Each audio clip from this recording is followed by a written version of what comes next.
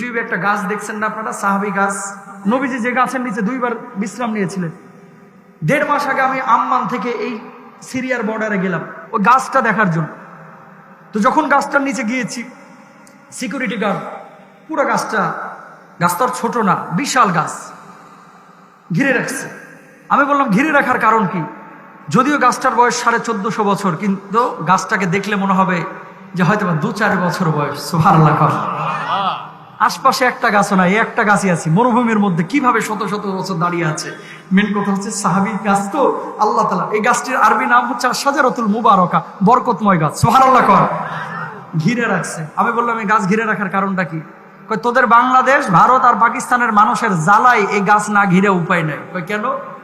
কই কেউ আইসা সুতা বাঁধে, কেউ আইসা ফিতা বাঁধে, কেউ আইসা ওই যে পাতা ছিঁড়ে মাজায় বাঁধে। প্রায় 1 লাখ খানিক গার্মেন্টস কর্মী আছে বাংলাদেশি মহিলা। কোথায়? জর্ডানে, যারা গার্মেন্টসে কাজ করে।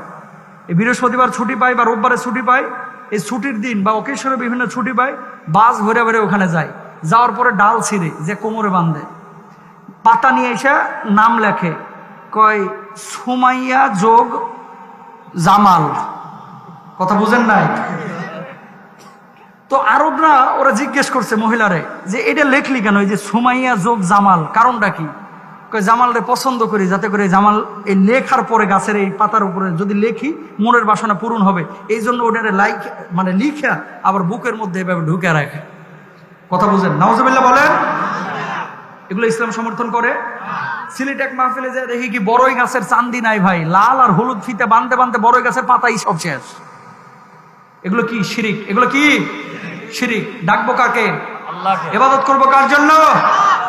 1 নাম্বার অজামিনযোগ্য আল্লাহর আদালতে অপরাধ হচ্ছে শিরিক করা। মনে থাকবে তো? জীবন চলে যাক কেউ কোনোদিন শিরিক করবেন না ইনশাআল্লাহ বলেন। কিয়ামতের ময়দানে আল্লাহ রাব্বুল আলামিন এমন কিছু মানুষকে হাজির করবেন যে মানুষগুলো নামাজ পড়েছে, রোজা করেছে, হজ করেছে, যাকাত দিয়েছে। প্রতিদান যখন দেওয়া হবে আল্লাহ রাব্বুল আলামিন বলবে এই মানুষগুলোকে ধরে ধরে জাহান্নামের মধ্যে নিক্ষেপ করো। ফেরেশতারা তখন বলবে আল্লাহ এই মানুষগুলোকে জাহান্নামের মধ্যে নিক্ষেপ করব, কিন্তু এরা তো চিল্লা ফাল্লা করছে, আকুতি করছে। আল্লাহ বলবে গোলাম কেন এভাবে চিল্লা ফাল্লা করছিস, আকুতি করছিস? আল্লাহ 30 বছর নামাজ পড়লাম, 70 বছর নামাজ পড়লাম, 50 বছর নামাজ পড়লাম, নামাজের পড়ে লাভটা হইলো কি তাহলে? আল্লাহ রাব্বুল আলামিন তখন বলবে গোলাম নামাজ পড়েছিস, রোজা করেছিস, আবার যে শিরিক করেছিস, এই শিরিক করার কারণে আমি আল্লাহ রাব্বুল আলামিন তোর জীবনের সমস্ত আমলগুলোকে নষ্ট করে দিয়েছি। আজকে আমার আদালতে কোনো প্রতিদান পাবি না। বলুন নাউযুবিল্লাহ।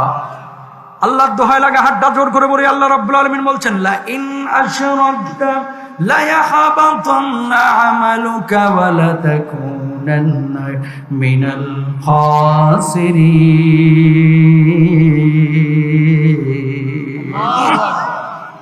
যদি তুমি শিরিক করো তাহলে তোমার সমস্ত আমলগুলো নষ্ট করে দিবেন কে?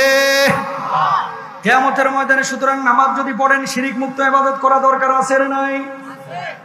আপনাদেরকে বলি, অনেক হুজুরের পেছনে আপনারা টাকা নিয়ে ঘুরেন, অনেক অলিদের পেছনে মহিষ নিয়ে, ছাগল নিয়ে ঘুরেন। ওলিয়া উলিয়াকে সম্মান করবেন, হাদিয়া দিবেন, অবশ্যই ভালো কাজ। 1000টা ওলিয়া উলিয়াকে, 1000টা খতিবকে, বক্তাকে 100 মহিষ গরু খাওয়াইলেও যারা সওয়াব হবে, নিজের বাপ মাকে একটা মুরগি খাওয়াইলেও এর চাইতে বেশি সওয়াব হবে। ঠিক কিনা? বাপ মার ওষুধের খবর নাই, ওইদিকে দরবারে গিয়ে পড়ে আছে তো আছে। কথা কয় না? ঠিক।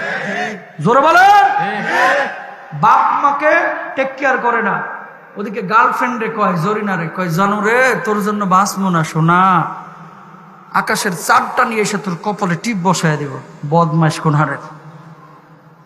প্রেমিকাকে আই লাভ ইউ বলো, তার জন্য আকাশের চাঁদ খুলে নিয়ে আসবা না কি? বাটপারি করে জায়গা পাও না, আর বাপ মার সঙ্গে কুকুরের মতো আচরণ করে। ঠিক কেনা বলেন?